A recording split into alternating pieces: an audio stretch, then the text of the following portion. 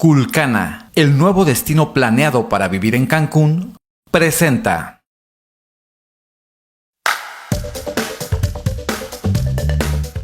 Y hoy estamos con Israel Canto, asesor notarial, con quien vamos a hablar de los riesgos referentes a los inmuebles.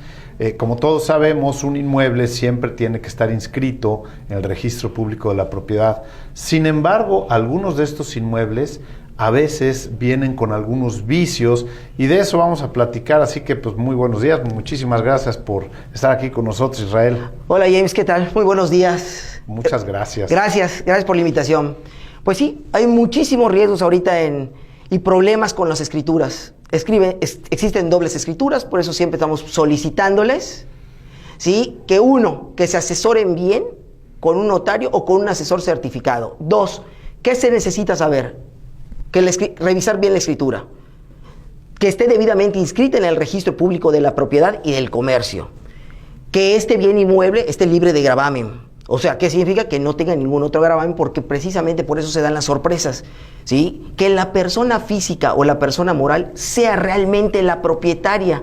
¿Qué suele ocurrir? Resulta que alguien te está vendiendo y no lo es, ¿sí? Esa persona moral resulta que tampoco está inscrita su personalidad o no está debidamente registrado esa escritura, ¿sí? Y tú dices, bueno, entonces, ¿quién te vendió?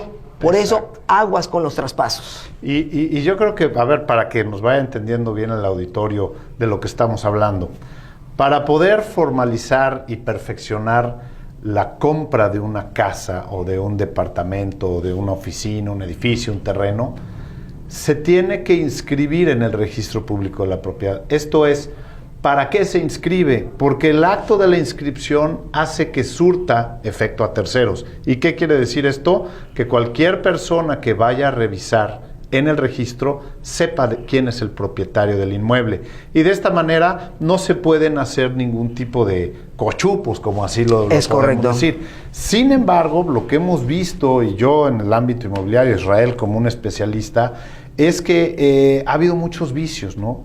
Por ejemplo, los poderes falsos, en donde llega alguien con un poder falso y con ese poder ya sea libera un gravamen o hace algún tipo de compraventa que absolutamente está fuera de la ley. Y entonces aquí viene la primera parte que yo te quisiera preguntar, Israel. ¿Qué debemos revisar en los poderes? Porque hay poderes que son de fuera, de aquí, y hace rato hablábamos de la temporalidad. ¿Qué debemos revisar de los poderes? Ok, paso número 1, los poderes deben estar debidamente, ¿sí? Si son de personas morales, debidamente inscritos. 2, esos poderes, todos los poderes que son de pleitos y cobranza, actos de administración y de dominio específicamente, que son los que se van a realizar las transacciones o las operaciones relativas de dominio, tenemos que ir con el notario con que le vamos a realizar la operación y pedirle que verifique ante el Registro Nacional de Poderes que sí está vigente, ¿sí? 2, cuando venga el apoderado, pedirle en un momento dado para verificar, porque eso es muy importante, nadie lo hace, verificar que efectivamente la persona que otorgó el poder o poderdante esté viva. Porque acuérdate de algo muy importante, muchos poderes que se dieron tienen 10, 12, 15 años, y con la pandemia más todavía. ¿Cómo sabemos que esa persona todavía sigue viva? Y ¿sí? Además se extingue el poder. Se extingue el poder, así como se da, se quita. Y así como el poder vive durante el tiempo que esté vivo la persona. Eso es muy importante, por eso hay que pedirle, ¿sí? Siempre, a veces, la constancia con la reforma que hubo fiscal, a todo mundo se le está pidiendo constancias de situación fiscal, ¿sí? Entonces, ¿con qué intención? Pues para acreditar que efectivamente la persona esté vigente y pagando sus impuestos y, bueno, adicional, pues que esté viva, claro, porque es un poder. Claro, que esa es la parte fundamental. Entonces, de ahí partiría si nosotros, por ejemplo, si alguien nos va a hacer una venta de un inmueble con algún poder, la revisión es fundamental. Sí. Y además también la vigencia del poder, porque comentábamos que en algunos estados tienen vigencia los poderes. Aquí todavía sigue siendo vitalicio. Ya se presentó una reforma al Congreso del Estado, donde dice que la propuesta va por 3 años, ¿sí? Y que se hace correcto, porque en muchos estados ya está por 2 años, por 5 años, o con una cláusula específica, ¿no? que diga que, bueno, únicamente es para una transacción de operación de traslativa de dominio, pero solamente 3 años tiene de vigencia, 2 años.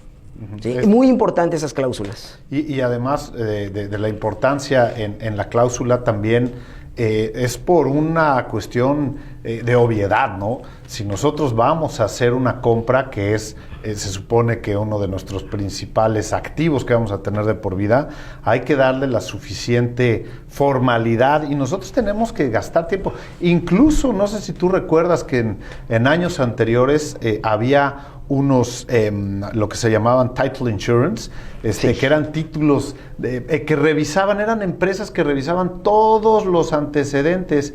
Aquí en el estado de Quintana Roo ya no están trabajando. Y hablábamos en el bloque anterior de los probables problemas que pudiera llegar a haber derivados de poderes falsos. Aquí también terminamos el último bloque comentando que existían unas empresas que se llaman Title Insurance, que dejaron de trabajar en el Estado. Estas empresas se dedicaban a revisar los antecedentes notariales, jurídicos, en todos lados, para en verdad confirmar que el inmueble que se está comprando es un inmueble que no tiene ningún vicio. Y fue al grado tal los problemas que tuvieron aquí en el estado que ya no se encuentra ninguna de estas trabajando. Así que yo quisiera retomar la parte de los poderes, Israel. Hablemos de esa parte que creo que es fundamental, ¿no? En cuanto a si viene un poder de fuera y si se tiene que inscribir, el notario no lo inscribe. ¿Qué pasa en ese sentido? Mira, los únicos poderes que son inscribibles son los que vienen a través de las personas morales, ¿sí? Que vienen a través de sociedades. Los poderes que son de personas físicas no son inscribibles, pero sí tienen que ser validados por el notario donde se realizó el poder.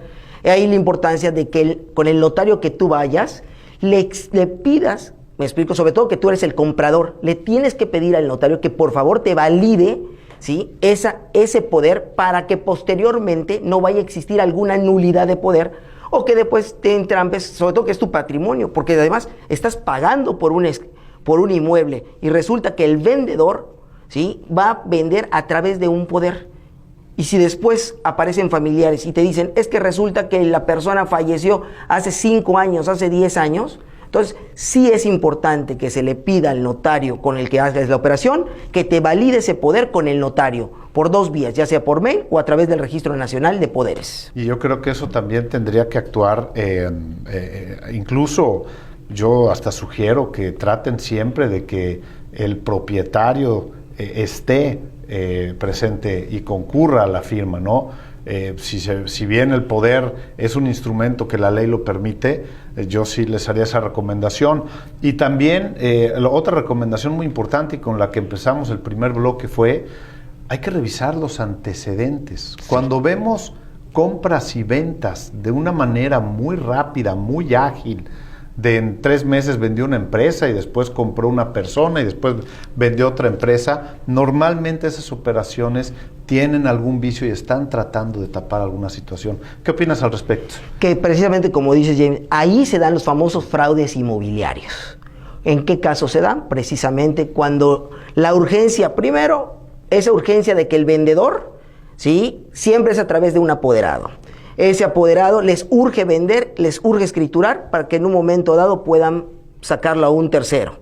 Entonces, otras cuestiones es verificar, como ya habíamos comentado, en el registro público. Si en un momento dado ustedes no son expertos, bueno, no hay problema, vale la pena contratar a un gestor notarial, vale la pena contratar a un abogado que se encargue de cuestiones de las gestorías para que no vayan a incurrir en ningún fraude inmobiliario, sobre todo cuando el inmueble no se encuentra debidamente inscrito o tiene algún gravamen que impida que se pueda realizar la operación. Claro. Entonces, claro. Yo entendería también que la relevancia de esto es si no estamos, como dices, nosotros con el suficiente conocimiento, tendríamos que estar asesorados, porque recuerden que es su patrimonio y eso es lo que finalmente se van a quedar y pueden comprar un gran problema.